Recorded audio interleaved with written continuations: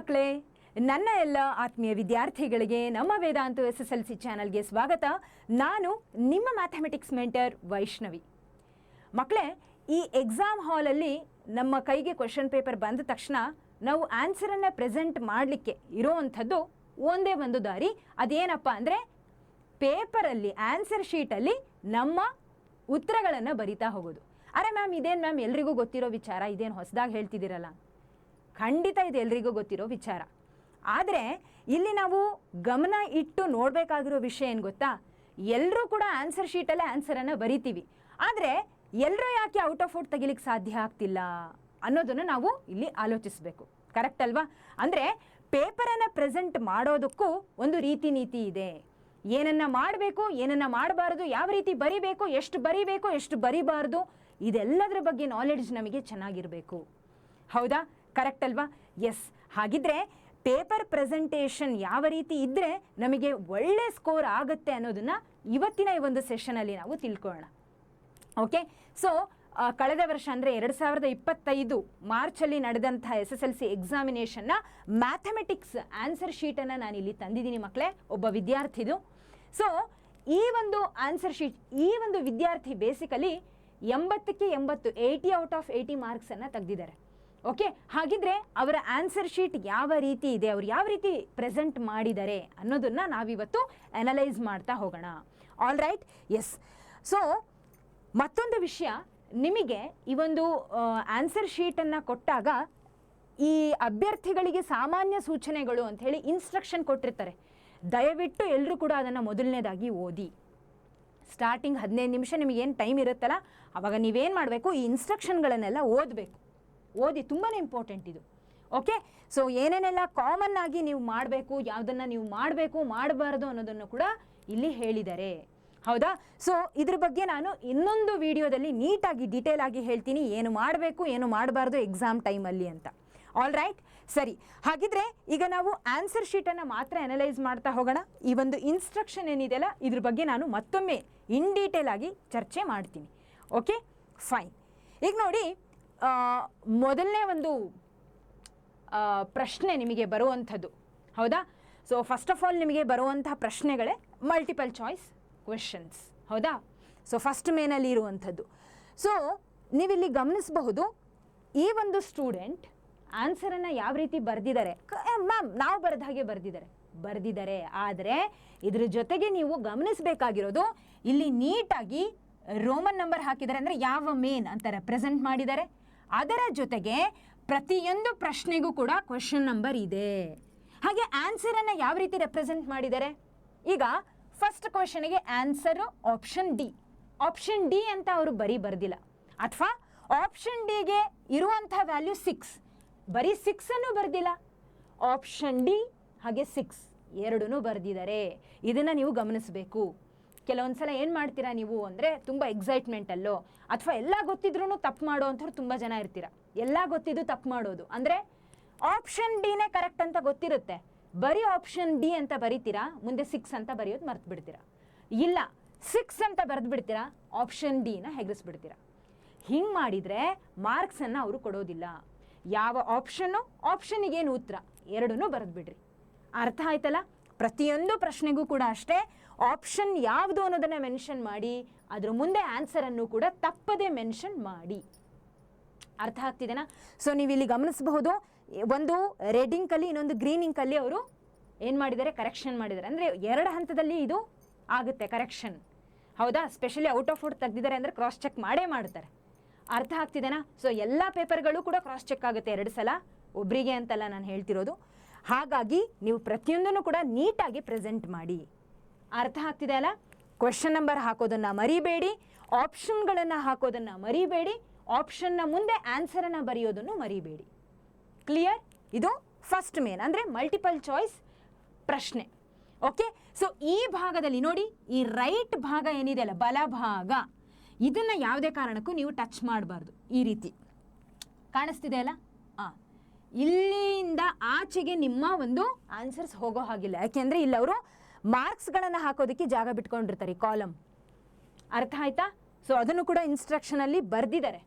ಯಾವುದೇ ಕಾರಣಕ್ಕೂ ಅಲ್ಲಿ ನೀವು ಏನನ್ನು ಬರೀಬಾರ್ದು. ಅರ್ಥ ಆಗ್ತಿದೆನಾ? ಫೈನ್. ಸೊ ಈ ರೀತಿಯಾಗಿ ನೀವು ಫಸ್ಟ್ ಮೇನನ್ನು ರೆಪ್ರೆಸೆಂಟ್ ಮಾಡ್ತೀರಾ.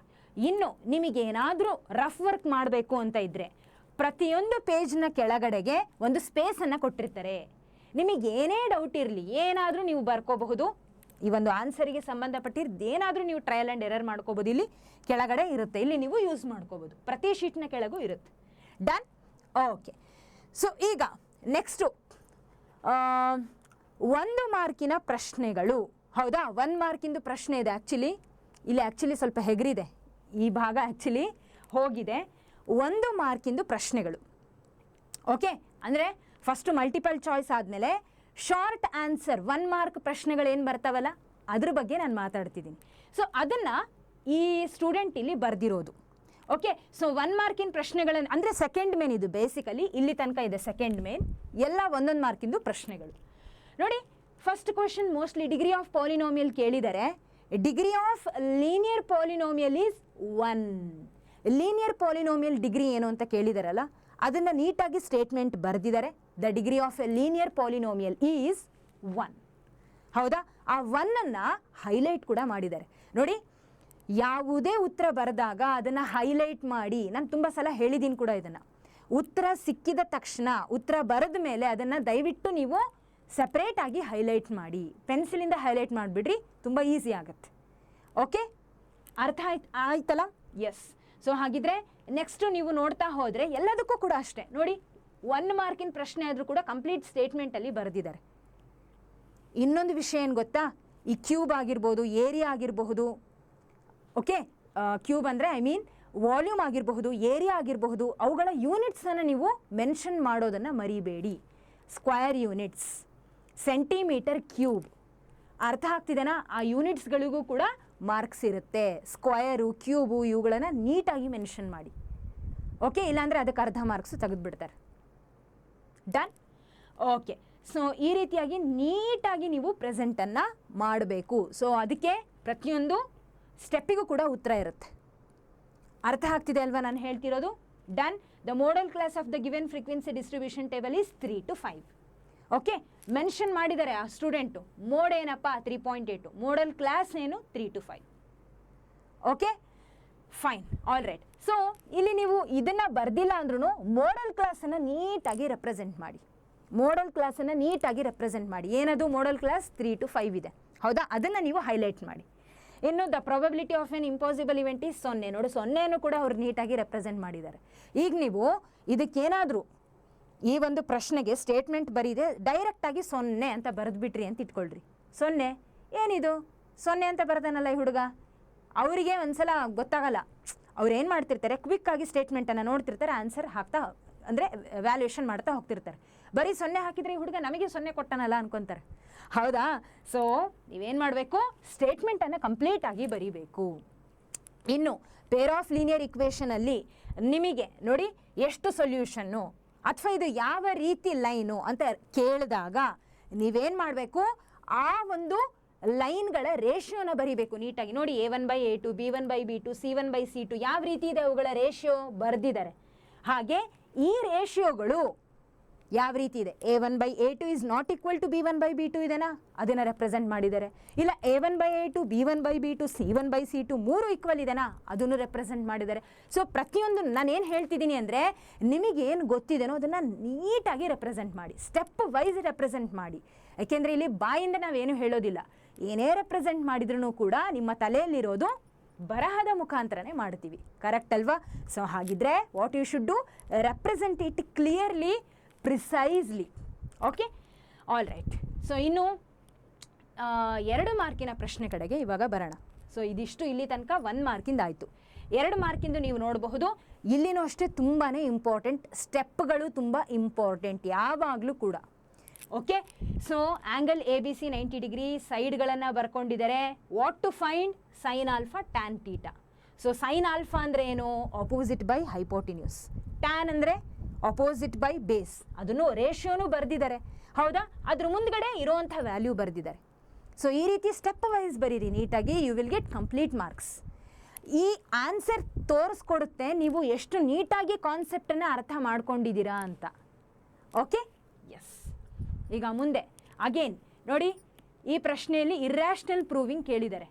ಸೊ ಫಸ್ಟ್ ಏನು ಮಾಡಿದ್ದಾರೆ, 6 + √2 ಇಸ್ ಅನ್ ಇರ್ರ್ಯಾಷನಲ್ ನಂಬರ್, ಇದು ಪ್ರೂವ್ ಮಾಡಬೇಕು ಅಂತ ಬರೆದಿದ್ದಾರೆ.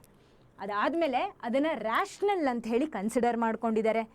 ರ್ಯಾಷನಲ್ ಅಂದರೆ ನಾವೇನು ಮಾಡ್ತೀವಿ, ಇರೋ ರ್ಯಾಷನಲ್ ನಂಬರನ್ನು ವಾಟ್ ವಿ ವಿಲ್ ಡೂ, ಅದನ್ನು ಈಕ್ವೇಟ್ ಮಾಡ್ಕೊಳ್ತೀವಿ ಕೋಪ್ರೈಮ್ ನಂಬರ್ಸ್ಗಳಿಗೆ, ಹೌದಾ? ಸೊ ಅದನ್ನು ಕೂಡ ಬರೆದಿದ್ದಾರೆ.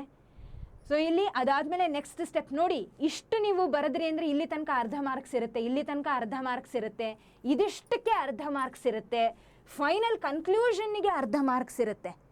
ಅರ್ಥ ಆಗ್ತಿದೆನಾ? Are you getting this? Just ಇಷ್ಟು ಬರೆದ್ರೆ ಅಂದರೆ ಇದು ಒಂದು ರ್ಯಾಷನಲ್ ನಂಬರಪ್ಪ ಅಂತ ನೀವು ಕನ್ಸಿಡರ್ ಮಾಡಿದರೆ ಅದಕ್ಕೊಂದು ಅರ್ಧ ಮಾರ್ಕ್ಸ್. ರ್ಯಾಷನಲ್ ನಂಬರನ್ನು ನೀವು P/Q ಅಂದರೆ ಕೋಪ್ರೈಮ್ಗಳಿಗೆ ಈಕ್ವೇಟ್ ಮಾಡಿ ಅದನ್ನು ಇಲ್ಲಿ ತನಕ ಬರೆದ್ರಿ ಅಂದರೆ ಅದಕ್ಕೊಂದು ಅರ್ಧ ಮಾರ್ಕ್ಸು. ಈ ರೀತಿ ಮಾರ್ಕ್ಸ್ಗಳನ್ನು ಡಿವೈಡ್ ಮಾಡ್ಕೊಂಡಿರ್ತಾರೆ. ಹಾಗಾಗಿ ಸ್ಟೆಪ್ ವೈಸ್ ರೆಪ್ರೆಸೆಂಟ್ ಮಾಡಬೇಕು. Done, all right. ಸೊ ಪ್ರತಿಯೊಂದು ಪ್ರಶ್ನೆಯನ್ನು ನೀವು ಅಬ್ಸರ್ವ್ ಮಾಡಿದಾಗ ಹಿ ಆರ್ ಶಿ ಗೊತ್ತಿಲ್ಲ ಯಾವ ಸ್ಟೂಡೆಂಟ್ ಅಂತ, ಬಿಕಾಸ್ ಅಲ್ಲಿ ಹೆಸರನ್ನು ಹಾಕಿಲ್ಲ, ರಿಜಿಸ್ಟರ್ ನಂಬರ್ ಇರುತ್ತೆ. ಯಾವುದೇ ಪ್ರಶ್ನೆ ಪತ್ರಿಕೆ ನೀವು ನೋಡಿದ್ರೂ ಅಲ್ಲಿ ರಿಜಿಸ್ಟರ್ ನಂಬರ್ ನೋಡ್ಬೋದು, ಕರೆಕ್ಟ್ ಅಲ್ವಾ? ಸೊ ಪ್ರತಿಯೊಂದನ್ನು ಕೂಡ ನೀಟಾಗಿ ರೆಪ್ರೆಸೆಂಟ್ ಮಾಡಿದ್ದಾರೆ. ಈ ರೀತಿ ಕಂಪ್ಲೀಟಾಗಿ ಆನ್ಸರನ್ನು ಬರೀರಿ. ಕ್ಲಿಯರಾ? Okay, all right. ಸೊ ಇಲ್ಲಿ ತನಕ 2 ಮಾರ್ಕ್ಸಿಂದು ಆಯಿತು, ಹೌದಾ? All right. ಸೊ 2 ಮಾರ್ಕ್ ಪ್ರಶ್ನೆ ಮುಗೀತು. ಅದಾದಮೇಲೆ 3 ಮಾರ್ಕ್ಸಿನ ಕಡೆಗೆ ಬರೋಣ. ಸೊ 3 ಮಾರ್ಕ್ಸಿಗೆ ಬಂದಾಗ ನೋಡಿ, ಇಲ್ಲಿನೂ ಅಷ್ಟೇ, ನೀವು ಯಾವುದೇ ತಗೊಳ್ರಪ್ಪ, ಸ್ಟೆಪ್ ವೈಸ್ ತುಂಬಾ ಮುಖ್ಯ. ಸ್ಟೆಪ್ ವೈಸ್ ತುಂಬಾ ಮುಖ್ಯ. ಪ್ರಾಕ್ಟೀಸ್ ಮಾಡಬೇಕಾದ್ರೆ ಆ ರೀತಿ ಪ್ರಾಕ್ಟೀಸ್ ಮಾಡಿ ಇನ್ ಡೀಟೇಲ್ ಆಗಿ, ಹೌದಾ? ಸೊ ಇಲ್ಲಿ ಪಾಲಿನೋಮಿಯಲನ್ನು ತೊಗೊಂಡಿದ್ದಾರೆ, ಅದನ್ನು ಸ್ಪ್ಲಿಟ್ ಮಾಡಿದ್ದಾರೆ, ಸ್ಪ್ಲಿಟ್ ಮಾಡಿದ ಮೇಲೆ ಗ್ರೂಪ್ ಮಾಡಿದ್ದಾರೆ, ಹೌದಾ? ಅದಾದಮೇಲೆ 2 ಝೀರೋಸ್ಗಳು ಏನು ಬರ್ತವೆ ಅದನ್ನೂ ಬರೆದಿದ್ದಾರೆ. ಆ 2 ಝೀರೋಗಳಿಗೆ ಆಲ್ಫಾ ಯಾವುದು ಬೀಟಾ ಯಾವುದು ಹಾಕಿದ್ದಾರೆ, ಕರೆಕ್ಟ್ ಅಲ್ವಾ? ಅದಾದಮೇಲೆ ರಿಲೇಷನ್ಶಿಪ್ಪನ್ನು ನೀವೇನು ಇಲ್ಲಿ ವೆರಿಫೈ ಮಾಡಬೇಕಲ್ಲ, ಅದಕ್ಕೆ ಕೋಎಫಿಷಿಯೆಂಟ್ಸ್ಗಳು ಬೇಕು. ಕೋಎಫಿಷಿಯೆಂಟ್ಸ್ಗಳು ಯಾವುದಾದ್ರು ABC, ಹೌದಾ? ಆಲ್ಫಾ ಬೀಟಾ ಇಲ್ಲಿದೆ. ಹಾಗಿದ್ರೆ ನೆಕ್ಸ್ಟು ಏನು ಮಾಡಿದ್ದಾರೆ, ರಿಲೇಷನ್ ಏನು, alpha plus beta is equal to -B/A, alpha into beta is equal to C/A. ಈ ರೀತಿ ಪ್ರತಿಯೊಂದನ್ನು ನೀಟಾಗಿ ಬರಿತಾ ಹೋಗಿ. ಆಲ್ ರೈಟ್, ಸರಿ. ಇನ್ನು ಸರ್ಕಲ್ನ ಮೇಲೆ ಇರ್ತಕ್ಕಂಥ ಪ್ರಶ್ನೆ ಇದು ಥೇರಮ್, ಹೌದಾ? ಸೊ ಇದನ್ನು ಕೂಡ ಅಷ್ಟೇ, ಇದರಲ್ಲಿ ಗಿವೆನ್ ಏನು, ಟು ಪ್ರೂವ್ ಏನು, ಕನ್ಸ್ಟ್ರಕ್ಷನ್ ಏನಾದರೂ ಇದ್ದರೆ ಕನ್ಸ್ಟ್ರಕ್ಷನ್, ಅದಾದಮೇಲೆ ಪ್ರೂಫ್ ನೀಟಾಗಿ ರೆಪ್ರೆಸೆಂಟ್ ಮಾಡಿ with diagram. Clear? Okay, yes. So ಪ್ರತಿಯೊಂದಕ್ಕೂ ಕೂಡ ನಿಮಗೆ ಮಾರ್ಕ್ಸ್ ಇರುತ್ತೆ, ಪ್ರತಿಯೊಂದು ಸ್ಟೆಪ್ಪಿಗೂ ಕೂಡ. ಸೊ ಕೆಲವೊಬ್ಬರು ತುಂಬ ಜನ ನಿಮಗೆ ಡೌಟ್ ಇರುತ್ತೆ, ಅಲ್ಲ ಮ್ಯಾಮ್ ನಮಗೆ ಆನ್ಸರ್ ಗೊತ್ತು, ಡೈರೆಕ್ಟಾಗಿ ಬರೆದುಬಿಟ್ರೆ ಆಯ್ತಲ್ಲ ಅಂತ. ಹಂಗೆ ಮಾಡಬೇಡಿ. ಸ್ಟೆಪ್ ತುಂಬಾ ಮುಖ್ಯ. ನೀವು ನಿಮ್ಮ ನಾಲೆಡ್ಜನ್ನು ಪ್ರೆಸೆಂಟ್ ಮಾಡೋದೇ ಸ್ಟೆಪ್ನ ಮುಖಾಂತರ. ಡನ್? Okay, fine. ಸೊ ಯಾವುದೇ ರೀತಿ ನೀವು ಆನ್ಸರನ್ನು ನೋಡಿದಾಗಲೂ ಕೂಡ ಇಲ್ಲಿ ಕಂಪ್ಲೀಟಾಗಿ ಸ್ಟೆಪ್ ವೈಸ್ ಬರೆದಿದ್ದಾರೆ. You can check it out. Okay ಮಕ್ಕಳೇ, ಇದರ ಒಂದು PDF ಏನಿದೆಯಲ್ಲ, ಈ ಆನ್ಸರ್ ಶೀಟಿಂದು PDF ಲಿಂಕನ್ನು ನಾನು ಡಿಸ್ಕ್ರಿಪ್ಷನ್ನಲ್ಲಿ ಹಾಕ್ಸಿರ್ತೀನಿ. ಓಕೆ, ಡಿಸ್ಕ್ರಿಪ್ಷನ್ನಲ್ಲಿ ನಿಮಗೆ ಅವೈಲೇಬಲ್ ಇರುತ್ತೆ. So you can take this link. ನಿಮಗೆ ಇದರ ಒಂದು ಆನ್ಸರ್ ಶೀಟ್ PDF ಬೇಕು ಅಂದರೆ ಯು ಕ್ಯಾನ್ ಡೌನ್ಲೋಡ್ ಮಾಡ್ಕೊಳ್ಳಿ. ಹಾಗೆ ಇದನ್ನು ಇನ್ನೊಮ್ಮೆ ಕ್ರಾಸ್ ಚೆಕ್ ಮಾಡಿ, ಇದರಲ್ಲಿ ಏನೇನಿದೆ ನೋಡಿ ನೀವೇ ಸ್ವತಃ. Okay, all right. ಸೊ ಇದನ್ನು ಯೂಸ್ ಮಾಡ್ಕೋಬಹುದು ನೀವು. ಅಷ್ಟೇ ಅಲ್ಲದೆ ನಿಮಗೆ ವೆಬ್ಸೈಟಲ್ಲೂ ಕೂಡ ಇದು ಸಿಗುತ್ತೆ. Okay, done. ಸೊ 3 ಮಾರ್ಕ್ಸಿನ ಪ್ರಶ್ನೆಗಳನ್ನು ಅಗೇನ್ ನೋಡಿದಾಗ ಪ್ರತಿಯೊಂದಕ್ಕೂ ಏನು ಕೊಟ್ಟಿದ್ದಾರೆ, ಏನನ್ನು ಕೇಳ್ತಿದ್ದಾರೆ, ಅದನ್ನು ಹೇಗೆ ನಾವು ಪ್ರೆಸೆಂಟ್ ಮಾಡಬೇಕು, ಯೂಸಿಂಗ್ ಫಾರ್ಮುಲಾಸ್ ಆಗಿರ್ಬೋದು, ಐಡೆಂಟಿಟೀಸ್ ಆಗಿರ್ಬೋದು, ಎಲ್ಲೆಲ್ಲಿ ಏನೇನು ಅಪ್ಲೈ ಆಗುತ್ತೋ ಅದನ್ನು ಹಾಕಿ ಬರೀಬೇಕು. Done? Is this clear? Yes. ಇನ್ನು 4 ಮಾರ್ಕಿನ ಪ್ರಶ್ನೆ. ಸೊ ಇಲ್ಲಿ ಥೇರಮ್, ಅಗೇನ್ ಥೇರಮ್ ಅಂತ ಬಂದಮೇಲೆ ಮುಗೀತು. ಗಿವೆನ್ನು, ಟು ಪ್ರೂವು, ಕನ್ಸ್ಟ್ರಕ್ಷನು, ಪ್ರೂಫು ಇದ್ದೇ ಇರುತ್ತೆ ಇಷ್ಟು. All right. ಸೊ ಇಷ್ಟು ಬರೆದ್ರೆ, ಸ್ಟೆಪ್ ವೈಸ್ ಬರೆದ್ರೆ ಕಂಪ್ಲೀಟಾಗಿ ನಿಮಗೆ 4 ಮಾರ್ಕ್ಸ್ ಕೊಡ್ತಾರೆ. Okay, all right. ಸೊ ಇನ್ನು ಕಡೆಯದಾಗಿ 5 ಮಾರ್ಕ್ ಪ್ರಶ್ನೆಯನ್ನು ಕೂಡ ನೀವು ನೋಡಬಹುದು. ಸೊ 5 ಮಾರ್ಕ್ ಪ್ರಶ್ನೆಯಲ್ಲಿ ಆ ಸ್ಟೂಡೆಂಟ್ ಏನು ಮಾಡಿದ್ದಾರೆ, ಏನೇನು ಕೊಟ್ಟಿದ್ದಾರೆ ಬರ್ಕೊಂಡಿದ್ದಾರೆ, ಏನೇನು ಫೈಂಡ್ ಔಟ್ ಮಾಡ್ಬೇಕು ಬರ್ಕೊಂಡಿದ್ದಾರೆ, ಪ್ರೂವ್ ಮಾಡಬೇಕಂದ್ರೆ ಇಲ್ಲಿ ಏನೇನಿದೆ, ಹೌದಾ? ಯಾವ ಆ್ಯಂಗಲ್ಗಳು ಒಂದಕ್ಕೊಂದು ಕರೆಸ್ಪಾಂಡಿಂಗ್ ಆಗಿ ಈಕ್ವಲ್ ಇದೆ, ಹೌದಾ? ಯಾವ ಟ್ರಯಾಂಗಲ್ಸ್ಗಳು ಆ್ಯಕ್ಚುಲಿ ನಮಗೆ ಇಲ್ಲಿ ಯೂಸ್ ಆಗುತ್ತೆ, ಅದರಲ್ಲಿ ನಾವು ಅಪ್ಲೈ ಮಾಡ್ತಿರೋವಂಥ ಟ್ರಿಗ್ನೋಮೆಟ್ರಿಕ್ ಫಂಕ್ಷನ್ ಯಾವುದು, ಎಲ್ಲವನ್ನು ಕೂಡ ನೀಟಾಗಿ ನೀವು ಬರಿಬೇಕು. ಯಾವ ಟ್ರಯಾಂಗಲ್, ಯಾವ trigonometric function. So everything you need to write clearly. ಅರ್ಥ ಆಯ್ತಾ ಎಲ್ರಿಗೂ ಕೂಡ? ಇನ್ನು ನೀವು ಯಾವುದೇ ರೀತಿ ರಫ್ ವರ್ಕನ್ನು ಇಲ್ಲಿ ಮಾಡಬಹುದು. ಅದಾದಮೇಲೆ ನಿಮ್ಮ ಉತ್ತರ ಎಲ್ಲ ಮುಗೀತು ಅಂದರೆ ಉಳಿದಿರುವಂಥ ಪೇಜ್ಗಳನ್ನು ಈ ರೀತಿ ನೀವು ಕಾಟ್ ಹಾಕ್ಬಿಡ್ಬೇಕು. ಓಕೆ, ಅರ್ಥ ಆಯ್ತಲ್ಲ? All right.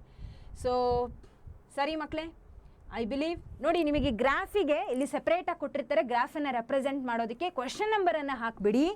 ಗ್ರಾಫ್ ರೆಪ್ರೆಸೆಂಟ್ ಮಾಡಲಿಕ್ಕೆ ಕ್ವಶನ್ ನಂಬರ್ ಹಾಕಿ, ಹಾಗೆ ಈ ರೀತಿಯಾಗಿ ಗ್ರಾಫನ್ನು ನೀವು ರೆಪ್ರೆಸೆಂಟ್ ಮಾಡಬೇಕು. ಸ್ಕೇಲನ್ನು ಮರೀದೆ ನೀವು ಹಾಕಬೇಕು. ಅರ್ಥ ಆಗ್ತಿದೆನಾ? ಕ್ಲಿಯರ್? Okay, fine.